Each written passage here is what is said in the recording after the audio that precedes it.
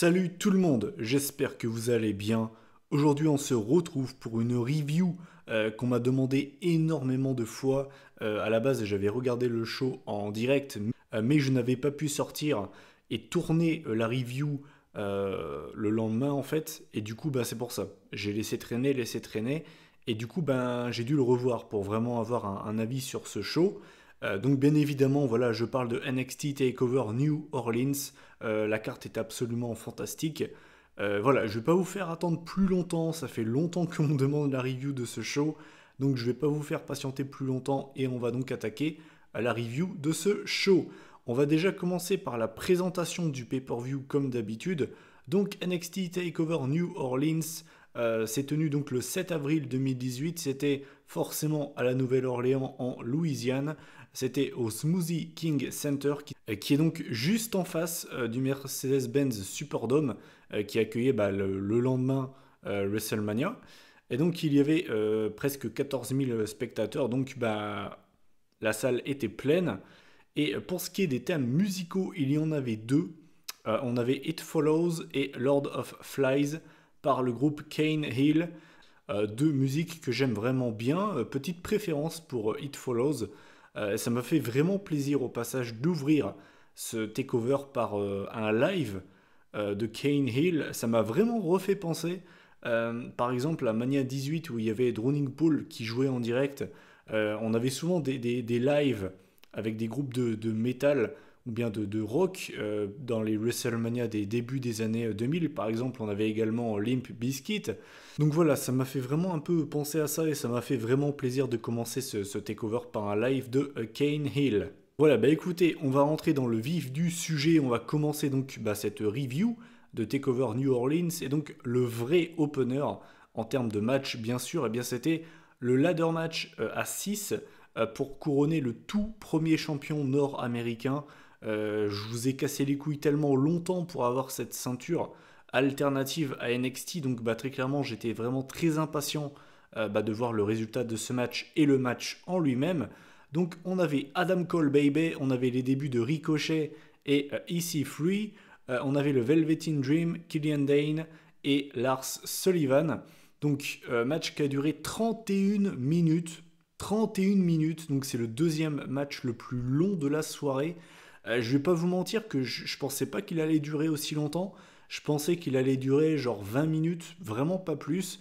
Donc très étonné qu'ils aient eu autant de temps pour s'exprimer en fait. Et très clairement, je ne vais pas beaucoup développer ce match. Très clairement, voilà, c'était un excellent match. Déjà, je trouve que c'est un très bon choix d'avoir mis ce match en ouverture, parce que très clairement, je pense que c'est ce qu'il fallait faire. Les gars ont chauffé le public comme pas possible. Il y a eu des spots à gogo, d'ailleurs, je préfère vous le dire, mais j'ai pas réussi à relever tous les spots parce que c'est juste impossible, il y en a beaucoup trop. Je vous ai juste, on va dire, relevé les spots qui m'ont vraiment marqué. On a notamment eu le Purple Rainmaker, donc la prise de finition du Velveteen Dream sur Lars Sullivan du haut d'une échelle, donc c'était super cool. On a eu le Freak Accident, donc la prise de finition de Lars Sullivan sur EC3, directement sur Ricochet qui était allongé sur une échelle, donc ça c'était énorme. Et pour le coup, le Freak Accident, ça porte très bien son nom. Et du coup, tu vois, Killian Dane, il a vu ça, il s'est dit, ouais, mais c'est pas juste, moi aussi je veux faire de la destruction. Du coup, lui, il a fait pareil de son côté.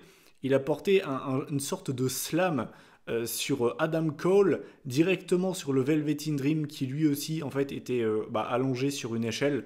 Donc, on va dire que Killian Dane, Godzilla, a répondu à King Kong, Lars Sullivan. À ce moment-là, c'était énorme. On a perdu Mauro Ranallo, il en pouvait plus. Mauro Ranallo, il en pouvait plus à ce moment-là. D'ailleurs, ça m'a fait rire parce qu'à un moment donné, il y avait Lars Sullivan qui montait à l'échelle et Mauro Ranallo, il disait on a King Kong qui escalade l'Empire State Building, ça m'a vraiment fait rire. J'ai noté qu'on a eu un énorme match de Ricochet qui a vraiment marqué les esprits. C'était son premier match en plus de ça avec NXT, avec la WWE même. Et il a vraiment fait une très très grosse performance. Je ne peux pas enlever les performances des autres catcheurs parce que honnêtement, pour moi, il n'y en a aucun qui a fait tâche. Ils ont tous parfaitement rempli leur job. Mais c'est vrai que Ricochet a vraiment été impressionnant pour sa première performance. Il a notamment, à un moment donné, en fait, on a Dane et Sullivan qui faisait pencher l'échelle pour que Ricochet se casse la gueule à l'extérieur du ring. Et en fait, au moment où l'échelle commençait à basculer en arrière, on a Ricochet en fait qui a sauté de l'échelle, il a fait un moonsault en fait, directement sur deux catcheurs qui étaient à l'extérieur du ring, c'était absolument incroyable. On a également eu un Death Valley Driver de la part du Velveteen Dream sur Ricochet, directement sur une échelle. Ils étaient sur une échelle en fait en hauteur, enfin c'était absolument incroyable, c'était très dangereux aussi. Enfin bref, je ne vais pas vous retenir plus longtemps, je ne vais pas vous citer tout ce qui s'est passé, je pense que vous avez compris, il s'est passé énormément de choses. Et finalement en fait à la fin du match on avait Lars Sullivan qui était en train d'escalader l'échelle. On a Ricochet qui en fait s'est projeté directement grâce aux cordes sur Lars Sullivan. Du coup, il a fait tomber Sullivan, l'échelle a cassé. Donc ça, je pense par contre que c'était pas prévu. Du coup, Ricochet reprend une échelle, il monte. Et en fait, on a Adam Cole qui balance Ricochet du haut de l'échelle et qui donc décroche la ceinture. Donc voilà, le tout premier champion nord-américain de la NXT, eh bien c'est Adam Cole, baby. Match absolument incroyable. Très clairement, hein, c'est l'un des meilleurs matchs de l'année, hein, en comptant NXT et le main roster. C'était fantastique, c'était incroyable. Je pense que on fera pas mieux en termes de opener. Je pense que aucun show cette année pourra faire mieux. On a notamment eu Miz contre Rollins de Backlash qui était très cool. Mais ce match-là sera imbattable. C'est, je pense, le meilleur opener de l'année. Il y a eu quelques imprécisions, mais je suis obligé de mettre 10 en fait. Parce que pour moi, honnêtement, je pense que c'est sûrement le meilleur match de l'échelle que j'ai vu de ma vie. Alors bien évidemment, ils étaient 6. Ça facilite au niveau, on va dire, des spots, ça, par rapport à, par exemple, un match simple entre deux catcheurs. Mais c'était fantastique, c'était incroyable. Tu t'ennuies pas pendant ce match. C'est impossible pour moi, c'est impossible de venir me regarder droit dans les yeux et me dire non, je me suis ennuyé pendant ce match. Honnêtement, enfin, je veux dire, si tu arrives à t'ennuyer pendant ce match, change de passion, quoi, sans déconner. Enfin bref, tout ça pour dire que pour moi, c'est 5 stars, c'est 10 sur 10. C'était génial, c'était incroyable. Ensuite, alors le deuxième match de la soirée, là c'était les montagnes russes, hein. Le premier match, c'était vraiment l'un des matchs que j'attendais les plus de ce week-end de WrestleMania. Et là, c'était limite, c'était le match que j'attendais le moins de ce takeover. C'était pour le NXT Women's Championship. On avait donc Ember Moon, la championne, contre Shayna Baszler. Match qui a duré 13 minutes, donc c'est une durée tout à fait honorable, tout à fait correcte. C'est vrai que c'est pas un match qui me chauffait des masses, puisque j'ai vraiment pas aimé leur match de takeover Philadelphie.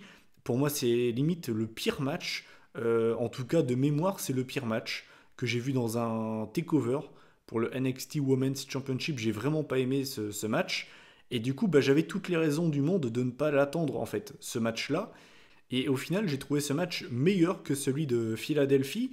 Alors, on est encore très très loin des standards et des classiques qu'on a pu avoir pour cette ceinture. Je pense notamment à Asuka contre Ember Moon, à Bayley contre Sasha Banks, par exemple au Fatal 4-Way entre les Four Horsewomen. On est loin de cette qualité-là, mais c'était un match franchement pas mal du tout.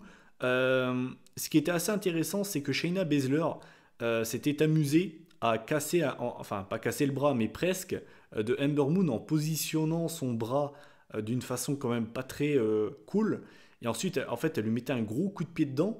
Et bien là, ce qui est intéressant, c'est que là, Ember Moon, en fait, comme on dit, payback is a bitch, karma is a bitch, puisque du coup, là c'est l'arroseur arrosé. Ce coup-ci, c'est Ember Moon qui a fait ça en fait à Shayna Baszler. Du coup, Shayna avait vraiment très très mal. À un moment donné, en fait, elle a réussi à se débarrasser de Ember Moon. En fait, elle a réussi à la neutraliser pendant un petit moment. Et en fait, à ce moment-là, elle s'est reboîtée l'épaule, puisqu'elle était à mi-temps déboîtée. Elle s'est reboîtée l'épaule en s'enfonçant en fait l'épaule dans le poteau du ring. Même si je l'aime pas, j'ai trouvé ça quand même assez stylé. Ça montre qu'en fait elle est badass tout simplement. Donc ça, j'ai trouvé ça quand même assez cool. Qu'est-ce que j'ai également noté? On a eu l'Eclipse de la part de Ember Moon sur Shayna Baszler à l'extérieur du ring. On a également Shayna Baszler qui a apporté 2 fois sa prise de soumission. La première fois, en fait, on a Ember Moon qui s'est contentée de tirer sur le bras meurtri de Shayna. Du coup, en fait, elle a dû lâcher prise. Par contre, la deuxième fois, c'était quand même stylé, puisqu'en fait, on a Ember qui saute de la troisième corde pour porter l'Eclipse. En fait, on a Shayna qui la chope à la volée. et qui en fait derrière la ramène à terre et lui porte sa prise de soumission qui est très très ressemblante à la Coquina Clutch et au Asuka Lock. Par contre, je ne sais pas comment elle appelle cette prise. Et pendant un bon moment, Ember Moon ne veut pas lâcher. Ça montre vraiment le côté fighting spirit, le côté elle ne lâche rien, c'est une vraie championne. Et au final, eh bien, au bout d'un moment, bah, elle perd connaissance. Et du coup, voilà, victoire donc de Shayna Baszler, mais qui gagne du coup par soumission face à Ember Moon. Nouvelle championne de la NXT, Shayna Baszler. Vous le savez, je n'aime pas Shayna Baszler. Après, voilà, le match était quand même mieux que celui de Philadelphie. Mais c'est vrai que bon, voilà, c'est pas un résultat qui m'a fait sauter de ma chaise.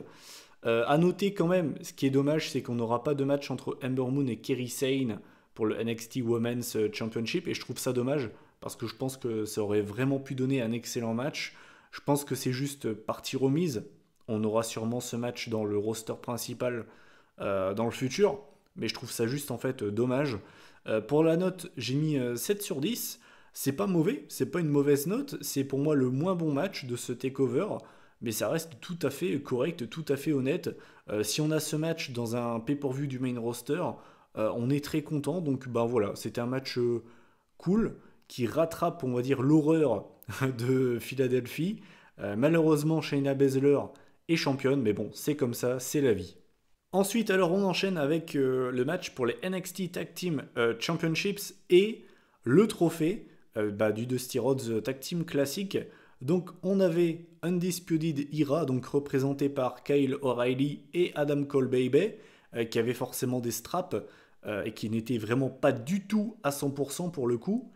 On avait Roderick Strong et Pete Dunne de Bruiserweight et le champion UK et les Authors of Pain, donc Akam et Razor, accompagnés par Paul Ellering.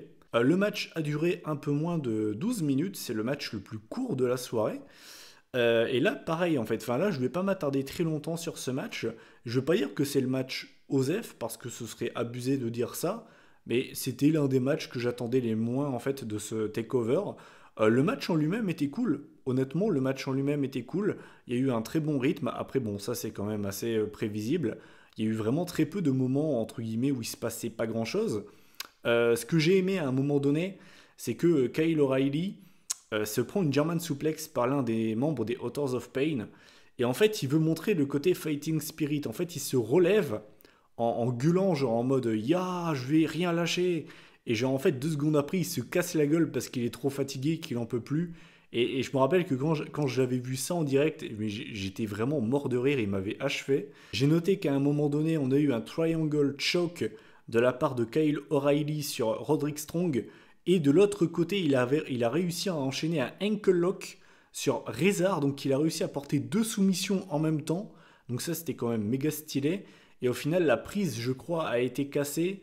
Je crois qu'il y a Akam qui a porté une powerbomb sur Pete Dunne, en fait, en le projetant directement sur Kyle O'Reilly. Enfin, c'était un gros bordel. À noter également, c'est assez important, en fait, Adam Cole a été neutralisé dès le début du match. Il s'est pris une double powerbomb par les Authors of Pain directement sur la table des commentateurs. On l'a pas vu du match. C'est tout à fait legit. Je veux dire, le mec était déjà complètement défoncé suite à son premier match. Là, il se prend une double powerbomb à travers une table. C'est tout à fait crédible. Du coup, on n'a pas vu Adam Cole du match. Et donc, je vais revenir à la fin du match. Je vais revenir à la fin du match. Je vais parler de ce qui a fait justement parler. Donc, à la fin du match, on a Pete Dunne qui arrive à porter son bitter end sur Kyle O'Reilly. Et donc, à ce moment-là, tout le monde se dit ok, on a des nouveaux champions par équipe de la NXT, c'est cool. Pete Dunne en équipe avec Roderick Strong, ça va être super cool. Sauf que Roderick Strong, apparemment, il aime pas trop Pete Dunne. Lui, c'était pas dans ses plans. Enfin, en tout cas, pas d'être champion par équipe avec lui. Et donc, du coup, Roderick Strong nous trahit. Roderick Strong trahit Pete Dunne en lui mettant un coup de pied, donc en cassant le tombé. Et donc là, vraiment, t'entends le public qui ne comprend pas, t'entends un gros « oh » en mode « oula, c'est quoi ce bordel ?» Et ensuite, en fait, on a Strong qui porte sa prise de finition sur Pete Dunne, The End of Ortec. Et en fait, il pose directement Kyle O'Reilly sur la carcasse de Pete Dunne. 1, 2, 3, donc champion par équipe de la NXT et vainqueur du Dusty Classic. The Undisputed Era, donc officiellement Adam Cole et Kyle O'Reilly. Donc voilà, et ensuite en fait on a Roderick Strong qui prend le brassard de Undisputed Era, et donc voilà, Roderick Strong rejoint la force du mal, hein, Undisputed Era, qui donc maintenant est à 4, à savoir que Bobby Fish donc est toujours blessé. Et donc du coup, Kyle O'Reilly, il a pu faire du air guitar. Alors ça, je vous le dis, c'est l'un de mes trucs préférés dans le monde du catch. Kyle O'Reilly qui prend sa ceinture et qui fait du air guitar avec, c'est l'un de mes trucs préférés dans le monde du catch. Il me fait à chaque fois rire quand il fait ça. Sinon voilà, tout ça pour dire que forcément ce qu'on va retenir, c'est le heel turn de Roderick Strong. Mais le match en lui-même était vraiment très cool. Il n'y a pas eu d'énormes botches notables. Il y avait un bon rythme, les prises se sont enchaînées. C'était cool. On a Pete Dunne qui a fait craquer des doigts comme d'habitude. Non, voilà, c'était vraiment un match cool. C'est vrai que c'est pas le match que tu retiens de ce takeover, mais c'était un bon match par équipe, hein, qui aurait totalement sa place dans n'importe quel pay-per-view du main roster. Je veux dire, si on a ce match dans n'importe quel pay-per-view du main roster, on est vraiment très content. Donc voilà, le match a duré un peu moins de 12 minutes, ce qui est peut-être un petit peu le point faible. Et pour la note, j'ai mis 8 sur 10. Ensuite, alors, on enchaîne avec le match pour le NXT Championship. Donc pour une fois, il n'est pas en main event. Exceptionnellement, je vais rien dire. D'habitude, je me plains quand, par exemple, c'était le cas à Backlash pour le match entre Nakamura et Styles, au profit du Big Dog, hein, Roman Reigns. Et en général, ça me casse les couilles. Là, exceptionnellement, je vais rien dire parce que ça arrive presque jamais dans les takeovers, donc je vais pas me plaindre. Voilà. Bref. Donc, on avait Aleister Black contre le champion Andrade Cien Almas, accompagné forcément par Zelina Vega. Le match a duré presque 19 minutes et c'était un excellent match, vraiment. Enfin, je veux dire, c'était un excellent match. Alors, c'est pas du niveau du match entre Cien Almas et Gargano, qui restera, je pense, le meilleur match de l'année en termes de in-ring pur. C'était absolument fantastique ce qu'ils ont réussi à faire. Mais pour moi, c'est vraiment juste en dessous en fait. Enfin, c'était vraiment un excellent match.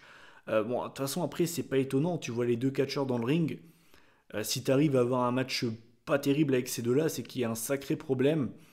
J'ai noté que, comme d'habitude, Zelina Vega est intervenue pendant le match. Et pour une fois, c'est ce qui a coûté la défaite de Andrade Cien Almas. Elle a notamment porté un Huracan Rana sur Aleister Black directement dans les escaliers. Elle a également porté un autre Huracan Rana, un gros ciseau tête, où elle a planté la tête d'Aleister Black bien dans le ring, en fait, à un moment donné où il y avait Cien Almas qui faisait genre qu'il allait se servir de sa ceinture. À un moment donné, elle a également sauvé Cien Almas, puisqu'en fait, il s'était pris le Black Mass. Normalement, quand tu prends le Black Mass, c'est terminé. Sauf qu'en fait, là, elle a mis le pied de Cien Almas sur la corde. L'arbitre n'a rien vu. Hein. Comme d'habitude, les arbitres de l'AVE passent pour des gros neuneux. On a Aleister Black qui s'est dégagé du Hammerlock DDT. Mais sinon, le match en lui-même était vraiment très bon. C'était vraiment c'était un régal. C'était un plaisir pour les yeux. Voilà, de toute façon, pour moi, c'est deux des meilleurs catcheurs actuellement à la WWE. J'adore Andrade Cien Almas. C'est un talent absolument incroyable. On dit souvent que AJ Styles, c'est le meilleur catcheur à la WWE. On cite souvent Seth Rollins également en ce moment, surtout, parce qu'il fait une année 2018 fantastique. Mais je pense que Cien Almas, il est dans ces eaux-là. Hein. Pour moi, je le mets dans le top 5 vraiment très facilement, avec Johnny Gargano également. Je veux dire, voilà, c'était un très très bon match de championnat. Et en fait, à la fin du match, eh bien du coup, Zelina Vega a voulu sauter de la troisième corde sur Aleister Black. Sauf qu'en fait, c'est Cien Almas qui la récupère. Du coup, il est plus emmerdé avec plutôt qu'autre chose. Et quand il se retourne, il se prend le Black Mass de Aleister Black pour la victoire d'Aleister Black qui remporte le NXT Championship. C'était un excellent match. Honnêtement, c'était un excellent match. J'ai adoré ce match. Il manque, mais vraiment rien. Il manque très peu de choses pour que je mette 5 stars. J'ai mis 9,5 sur 10. C'est un excellent match. C'est un excellent match. Voilà, je vais pas épiloguer. Je vais pas vous raconter ce match plus longtemps. Pour moi, c'était un excellent match. Et on passe pas loin du 5 stars, mais voilà quoi. Et enfin, le main event de ce takeover, eh bien, c'était le match que j'attendais le plus de ce show et même du week-end de WrestleMania, c'était un unsanctioned match entre Johnny Wrestling, Johnny Gargano et Tommaso Ciampa, les deux anciens meilleurs amis qui sont donc maintenant pires ennemis, dans un match de 37 minutes. Donc c'est le match le plus long de la soirée. J'attendais ce match comme pas possible. Ça faisait presque un an que j'attendais ce match, puisque à TakeOver Chicago, on a Ciampa et Gargano qui ont perdu contre les Authors of Pain pour les ceintures par équipe, dans un très très bon match de l'échelle. Et c'est là en fait que Ciampa a trahi Gargano en le défonçant tout simplement. Et le problème, c'est que Ciampa s'est blessé pendant ce match, et du coup Ciampa a été mis de côté pendant très très longtemps. Et du coup forcément à ce moment-là j'étais dégoûté parce que je voulais absolument voir ces deux-là s'affronter. Et du coup j'ai pris mon mal en patience, et donc du coup ça y est, ça faisait presque un an que j'attendais ce match, donc forcément j'étais très très impatient de voir ce que ça allait donner. Alors bien évidemment, le rythme de ce match n'est pas énorme, et c'est normal. C'est un unsanctioned match, c'est pas un match traditionnel. Je dis ça parce que j'avais vu des commentaires quand ce match était terminé qui disaient qu'en gros, voilà, il n'y avait pas beaucoup de rythme. Mais c'est normal. C'est comme une street fight. C'est normal. C'est normal qu'il n'y ait pas un énorme rythme. Si par contre ils s'affrontent dans un match normal, là, vous inquiétez pas que le rythme sera beaucoup plus soutenu, très clairement. Bref, donc, j'ai noté que c'était vraiment gentil contre méchant. Vous allez me dire, Mathieu, oui, bon, merci, on n'est pas con. Mais ce que je veux dire par là, c'est que là, c'était pas genre. Je veux dire, en général, le public aime bien applaudir les méchants. Parce qu'au fond, nous, on aime bien kiffer les bad guys. C'est comme ça, tu vois. Là, non. C'est-à-dire qu'il y avait vraiment les gens qui applaudissaient Johnny Gargano, les gens sifflaient Tommaso Ciampa. Il n'y avait pas genre 50-50, c'était mitigé. Non, là c'était vraiment parti pris de la part du public. Et ce que j'ai trouvé génial, c'est que Tommaso Ciampa n'est pas rentré avec une musique. Parce que ça aussi, j'étais assez intrigué, je me suis dit, qu'est-ce qu'il va avoir comme thème musical? Ben il n'en a pas. Le thème musical, c'est le bruit du public qui le siffle. Et j'ai trouvé ça génial. Surtout que là, le public était quand même très très chaud. Il a eu le droit à des fuck you Ciampa, à des you're a wanker. Et c'était vraiment, voilà, c'était très hostile comme accueil. Et c'est contrairement à Roman Reigns, euh, c'est du vrai hit. Il se fait pas siffler parce que les gens veulent pas le voir. Il est sifflé parce qu'il fait admirablement bien son travail. Et je le dis, pour moi, Ciampa actuellement, c'est mon heel préféré à la WWE parce qu'il fait un travail absolument mais incroyable. Alors bien évidemment, j'ai pas tout relevé, mais je vais vous relever ce qui m'a marqué. On a notamment eu à un moment donné une powerbomb de la part de Gargano sur Ciampa à l'extérieur du ring. En fait, il n'y avait plus de protection. Ciampa en fait avait enlevé les sortes de tapis, comme vous pouvez voir à l'extérieur du ring. Là, c'était directement sur le sol en béton. À un moment donné, on a Ciampa qui a volé les béquilles d'un fan dans le public. Alors ça, j'ai trouvé génial. Alors bien sûr, c'était pas un vrai fan, c'était un fan qui a été posé là par la VE, mais j'ai trouvé ça génial, c'était incroyable sans déconner. Vraiment, enfin je veux dire, Ciampa, c'est le gros son of a bitch que tu as envie de frapper. Et c'est parce que le mec joue très très bien. C'est un heel absolument fantastique. À un moment donné, il s'assoit sur l'apron du ring en applaudissant comme un gros mongol pour se foutre de la gueule du public. Enfin, ce mec est génial, il est génial. C'est un heal absolument fantastique. En plus de ça, avec son look, on a l'impression que c'est Kratos de God of War. On a donc au niveau des armes, c'est vrai qu'au niveau des armes, il y a vraiment seulement la béquille qui a été utilisée. Mais j'ai envie de vous dire, c'est un petit peu le symbole de cette rivalité, cette fameuse béquille qui est un petit peu maintenant l'arme de Ciampa. On a par exemple le Sledgehammer pour Triple H. Et ben pour Tommaso Ciampa, c'est la béquille en fait. Et du coup, vraiment, tout était concentré autour de cette béquille.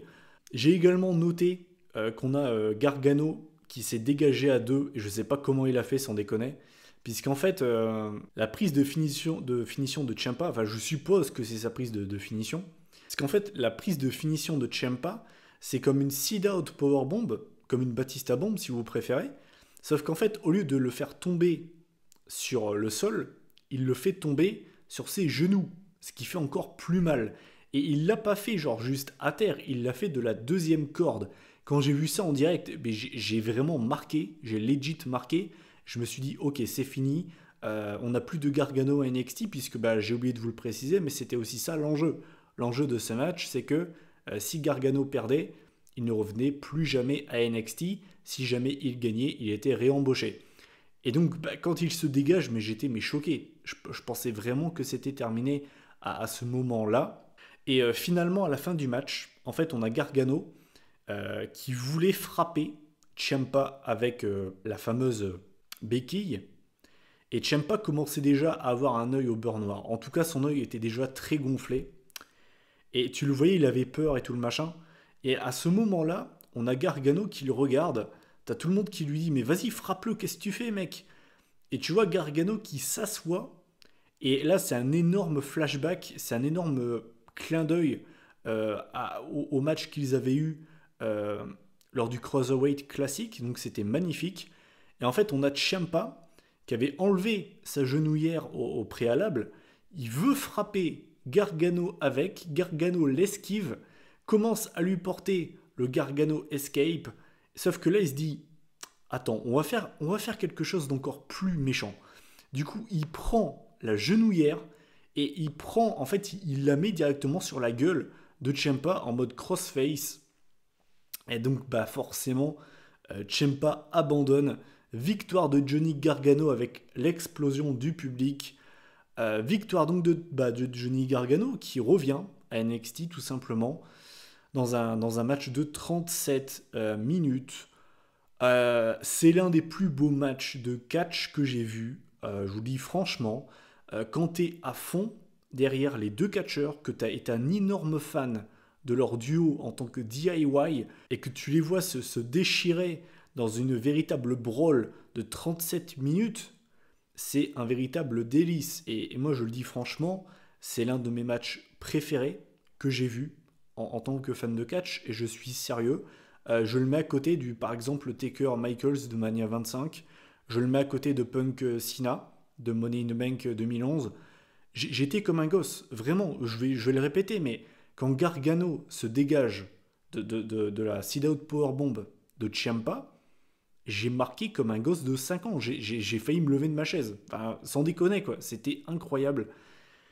Et du coup, pour moi, c'est mon match préféré de l'année pour l'instant. Et mon match préféré de la soirée. Du coup, j'ai mis 5 stars. J'ai mis 10 sur 10. Pour moi, c'était un superbe match. Méchant contre gentil à son paroxysme. C'était super cool, c'était magnifique. Et c'était un sacré putain de main event pour clôturer ce pay-per-view.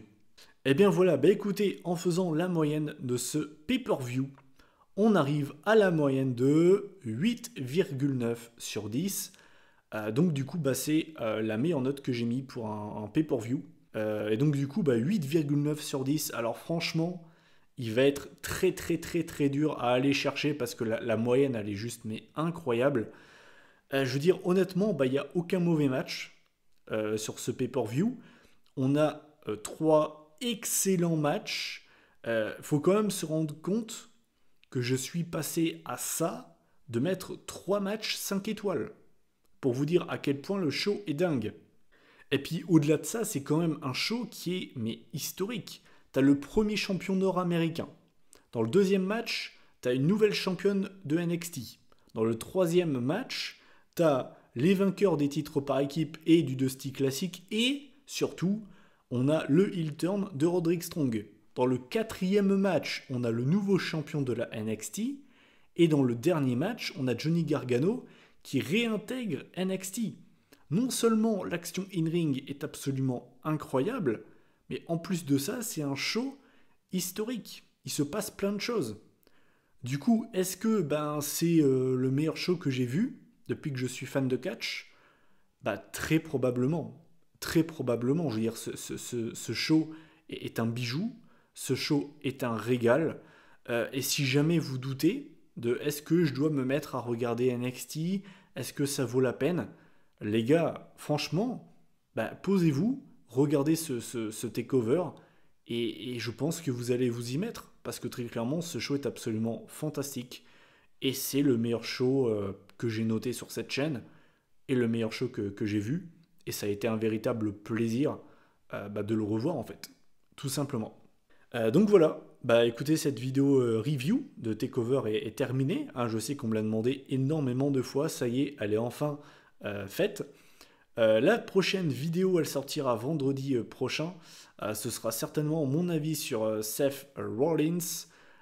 Et dans 2 semaines, ce sera probablement la review de One Night Stand 2006. Voilà, en attendant, bah, moi je vous souhaite un bon week-end. Je sors cette vidéo le même jour que le live event à Paris. Pour ceux qui vont le voir, bah, un bon show. Profitez bien et faites du bruit. Et puis ben voilà, moi je vous dis donc bah, un bon week-end à vous. On se retrouve donc vendredi prochain. Allez, salut tout le monde!